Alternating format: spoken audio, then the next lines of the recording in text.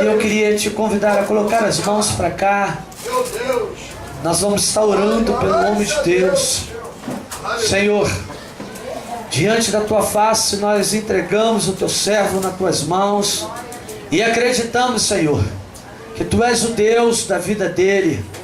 Abençoa o teu servo, revela a tua palavra e que ele seja um canal para a tua igreja. Que ele venha falar somente aquilo que tu queres. Senhor, toma ele nas tuas mãos.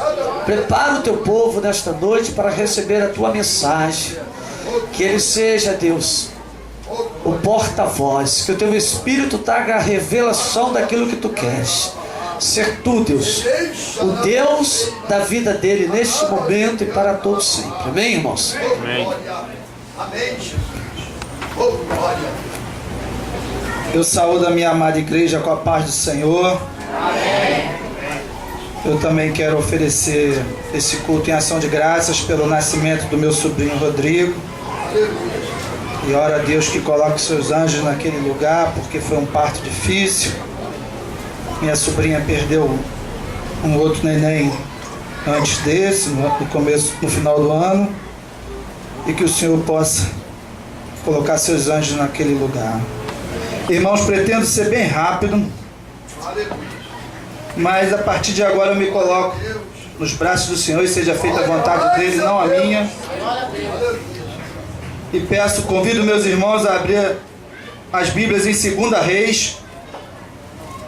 2 Reis capítulo 5.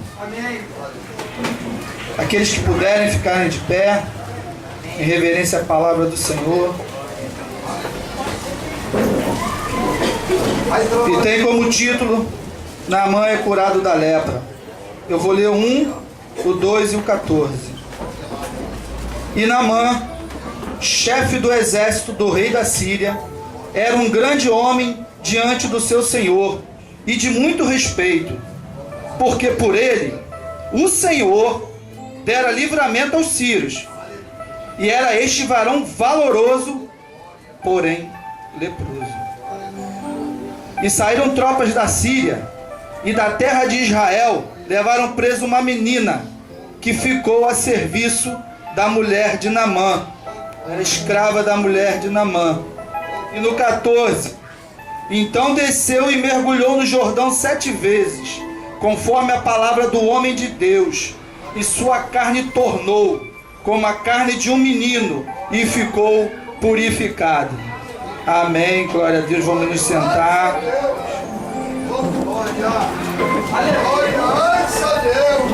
Meus irmãos,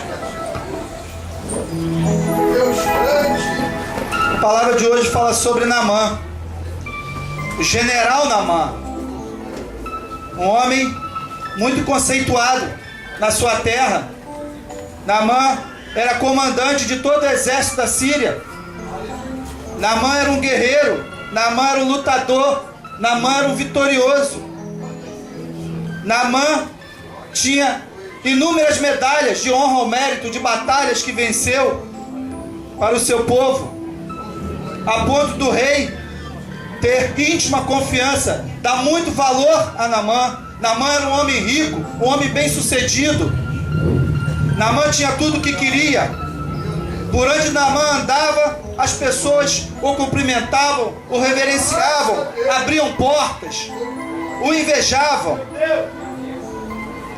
Mas diz a Escritura que Naamã era leproso.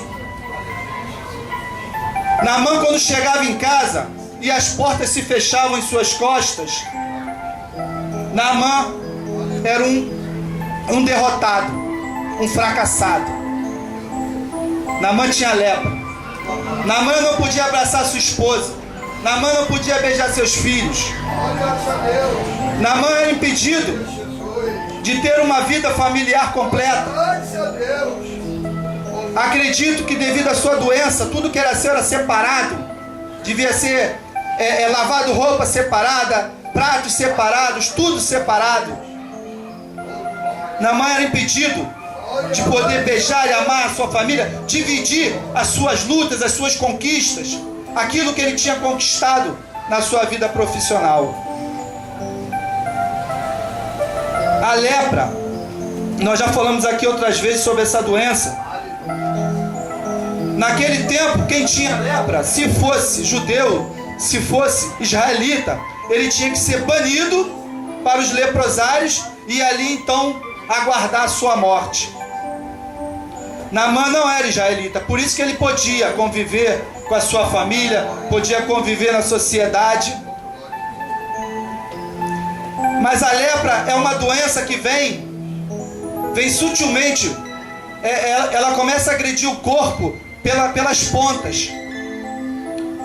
Ela vem de mansinho, ela começa com uma bolinha, ela começa com uma manchinha, ela vem nas extremidades, vem na ponta dos dedos, na orelha, no nariz, nos lábios, e ela vem tomando conta daquela parte do corpo, e aquela parte do corpo vai necrosando, vai ficando insensível, a ponto de você se esbarrar em algum lugar, se arrancar um pedaço da sua carne você não sente, se sangrar você não sente, aquela área está morta, está insensível, e com o tempo aquela parte necrosa e cai, e começa a deformar o corpo do homem. E Naamã sofria dessa doença, mas isso foi há muito tempo. Mas se trouxermos para os dias de hoje, quantos de nós não temos sucesso numa área, somos bem-sucedidos numa área e na outra área somos fracassados? Podemos ter sucesso na nossa vida profissional, mas na nossa vida familiar não está nada bem. Podemos ter sorte no amor, mas não ter sorte em arrumar um trabalho. Podemos nos dar bem com o irmão e não nos dar bem com o outro irmão. Podemos falar com a nossa mãe e não falarmos com o nosso pai.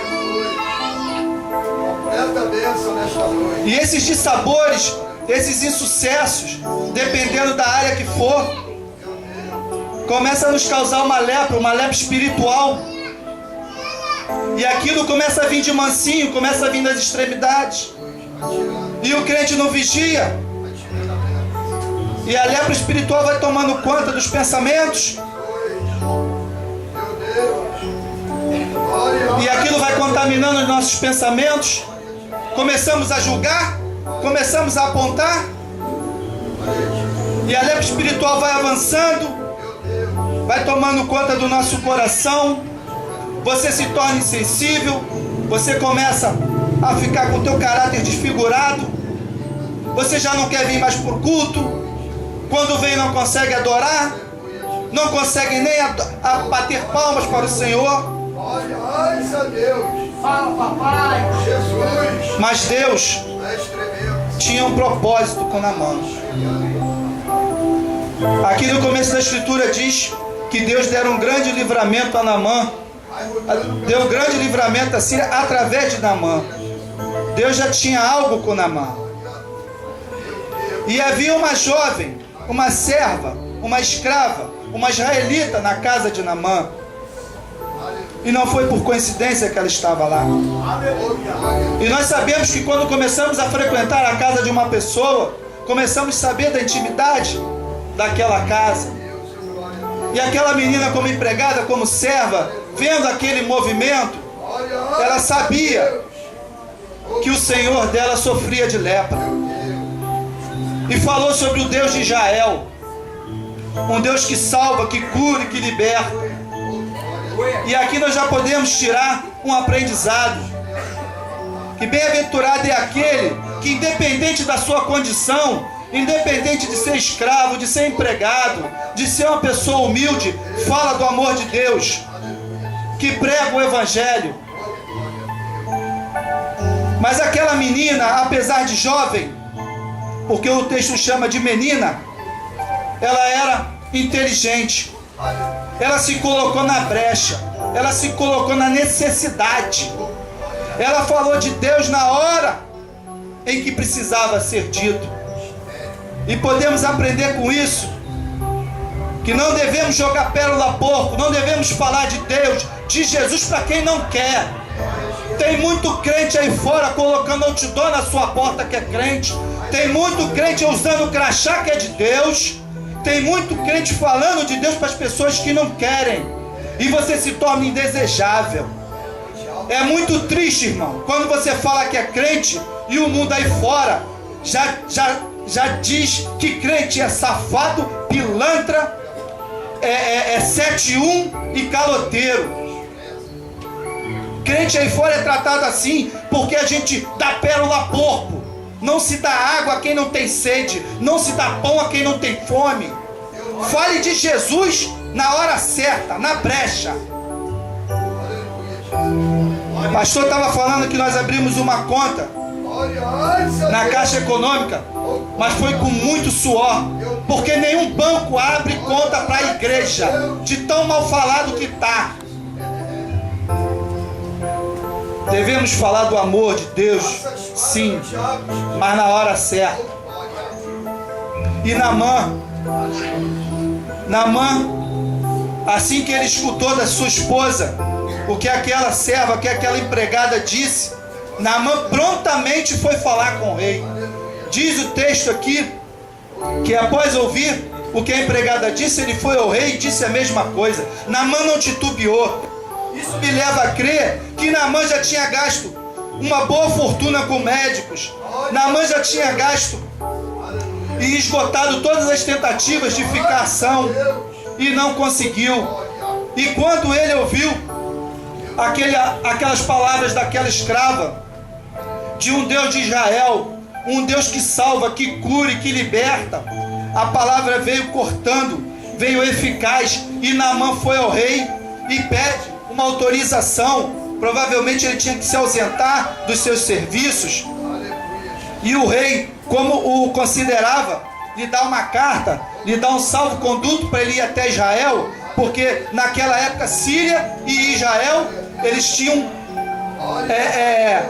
conflitos, haviam invasões, haviam pequenas guerrilhas, tanto é que a menina foi feita escrava. Então ali eu acredito que Naamã já começou a brotar a fé que Deus desejava em Naamã. E Naamã, de posse dessa carta, ele vai até o rei. E o rei, quando fica sabendo que Naamã vem, diz o texto que ele rasga suas roupas, ele fica indignado e diz: por acaso sou Deus para dar a vida ou tirar alguém da morte? Porque para o rei Naamã já estava morto.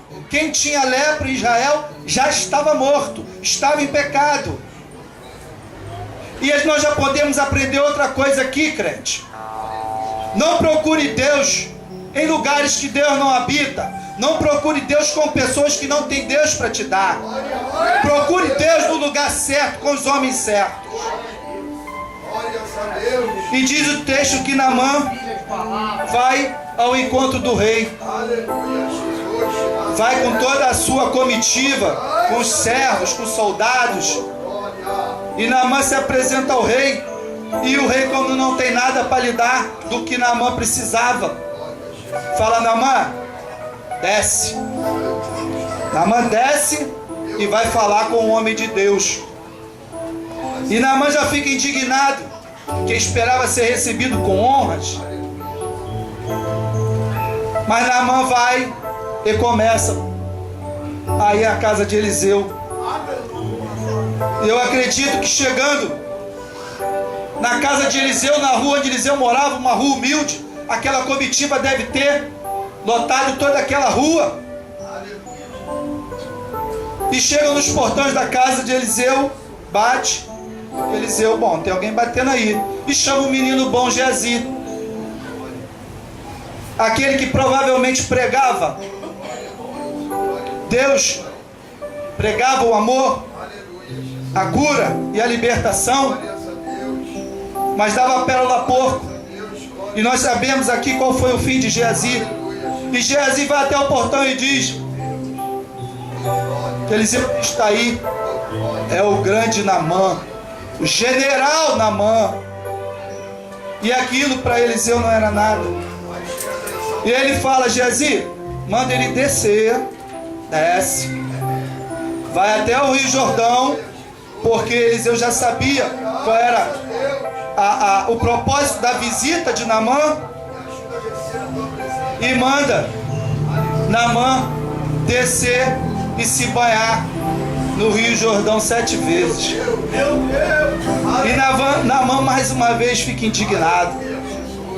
Naamã achava que o profeta ia sair e que ele em pé,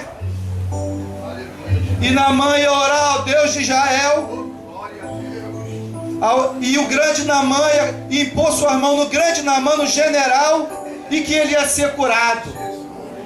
Ei, querido, Deus não trabalha da forma que nós queremos. Você quer cura, Naamã? Desce. Desce e vai no Rio Jordão.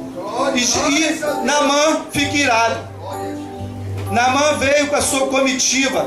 Provavelmente Naamã veio com a sua armadura, com a sua farda de gala, porque ele portava uma carta do rei. Ele tinha que se portar como tal. Ele era o grande Naamã, o herói da Síria, um homem cheio de medalhas.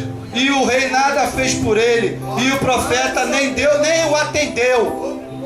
Desce. E aqueles homens que estavam ali com Naamã chegaram: mas meu senhor, é tão pouco o que ele pediu. O senhor trouxe ouro, o senhor trouxe prata, o senhor trouxe vestidos de gala, e ele só te pede que o senhor desça e vá se banhar no Jordão. E é mais um alerta para nós, crentes. Olhe com quem você anda. Olhe com quem você tem pego conselhos. Olha para quem você bota dentro da sua casa. Porque naquele momento ali, se existem bajuladores, ia falar: que isso, Naamã? Você não pode ser tratado dessa maneira. Desembanha a sua espada. Vamos invadir, vamos quebrar, vamos matar. Quantas vezes estamos passando por situações de conflito e vem aquele irmão bom e joga lenha na fogueira. Tome cuidado, crente, com quem tu anda. Tome cuidado com quem você pega e dá conselho, crente. E mais uma vez, para servir o propósito de Deus na vida de Naamã, Naamã se convence e desce. E Naamã chega de frente para o Rio Jordão, aquele rio sujo, aquela água barrenta. Na minha terra tem rio melhor.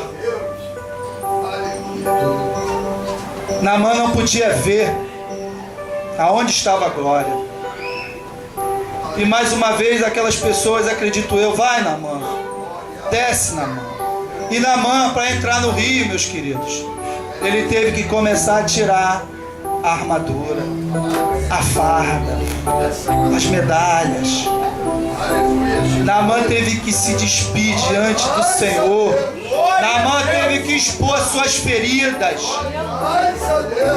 Ei, amados, se a gente quer a cura, se a gente quer a libertação, temos que tirar essa carapaça e expor nossas feridas para Deus.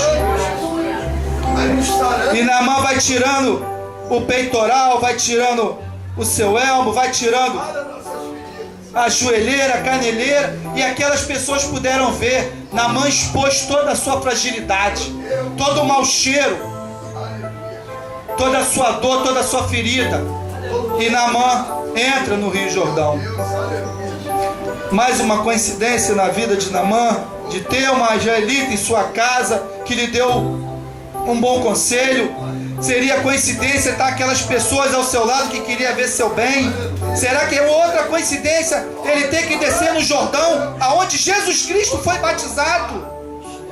Ei, querido, não é coincidência quando se fala dos propósitos de Deus. Não foi coincidência eu e você estarmos aqui essa noite. Há algo de Deus para mim, há algo de Deus para vocês, meu querido. E Naamã, despido de toda a sua pompa, de todo o seu orgulho, de todo o seu status, ele desce.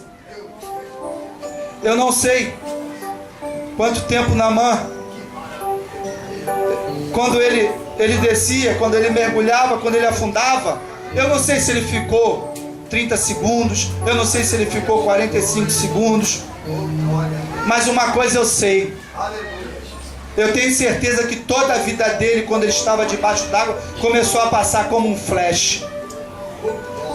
Muitas das vezes, eu não sei se já aconteceu com alguém aqui, quando você passa por uma situação de perigo ou alguma situação assim de estresse, a tua vida passa como um flash. E Naamã ali, vendo toda a sua vida passar em sua mente, sua memória, e levanta do Rio Jordão e olha para o seu braço, olha para a parte afetada e nada. E Naamã volta de novo para o fundo, e não sei quanto tempo ele ficou, mas acredito que ali ele continuava a palestrar com o Senhor Jesus. Ele começava a expor suas feridas, ele começava a falar o que ele precisava, e fez uma, e fez duas, e fez 5, e fez 6, e nada. Eu não sei se ele tentou ou se pensou em desistir. Eu não sei se mais uma vez aquelas pessoas que estavam querendo o bem de Naamã e falando: não, Senhor, só falta uma vez, só falta um pouquinho, espera mais um pouquinho, obedece a voz do Senhor, vai pela 7ª vez, Naamã, desce, Naamã. E Naamã obedeceu e pela 7ª vez desceu, e acredito que deve ter sido a última vez que ele mais ficou debaixo d'água. Ficou até seu pulmão não aguentar mais. E Naamã levanta, e quando olha para o seu corpo, a escritura diz que a carne tornou como a de um menino. Tornou. Aonde tinha um buraco, onde a lepra comeu, Deus enxertou. E não foi simplesmente enxertar, ele deu a pele de um menino. E eu posso entender com isso que Deus está preparado a me dar e a te dar muito mais daquilo que você pede. Mas para isso temos que obedecer. Glória a Deus. Naamã, ele achou que quando ele mergulhou, quando ele emergiu a primeira vez e não conseguiu ver nada, ele achou que Deus não tinha feito nada. Mas Deus já vinha quebrando Naamã desde a Síria. Veio quebrando Naamã, pois uma viagem dessa, uma pessoa que é leprosa, uma pessoa que está com farda, uma pessoa que está com armadura, já devia estar todo arrebentado. Ali Naamã já vinha pensando. Deus veio quebrando Naamã, mas não veio quebrando no sentido de castigar, no sentido de causar dor. Deus veio quebrando Naamã com seu cisel, ele veio esculpindo Naamã, ele veio preparando o coração de Naamã, porque Naamã não precisava ser curado só da lepra. Naamã precisava ser curado do seu orgulho, da sua prepotência. Quando Naamã sai e olha para sua pele e olha para o Rio Jordão, talvez ele possa ter contemplado a beleza daquele rio, em que mais tarde o nosso Jesus ia ser batizado. O Rio Jordão, ele nasce aos pés do Monte Hermon. É um monte muito alto, que devido à sua altura, ele congela o orvalho, e na manhã, quando o sol nasce, ele vem derretendo o orvalho e vem escorrendo pela montanha e vem formando a nascente do Jordão. Você pode estar olhando para essa igreja e achar que ela é pequena. Você pode olhar para esse pregador e achar que ele não é nada, que esse ministério é muito jovem. Mas aqui está, meus queridos, o que vem do alto. Aqui está a fonte que jorra as águas da vida. Aqui está Jesus Cristo, a fonte de água viva. E aquele que crê verá a glória de Deus. Assim como Naamã creu.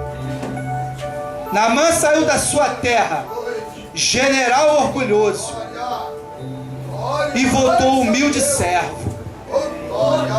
A escritura diz que Naamã pega um punhado de terra, porque ele não queria mais adorar a Deus em solo pagão. A Síria era totalmente pagã, adorava outros deuses.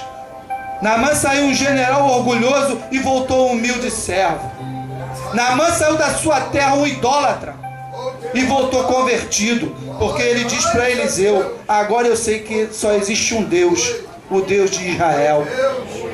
Eu faço uma pergunta para a igreja hoje: como é que você vai voltar para sua casa? Meu Deus. Você vai deixar aqui aquilo que tem te impedido de adorar a Deus? Você vai deixar aqui aquilo que tem te causado ferida? Meu Deus.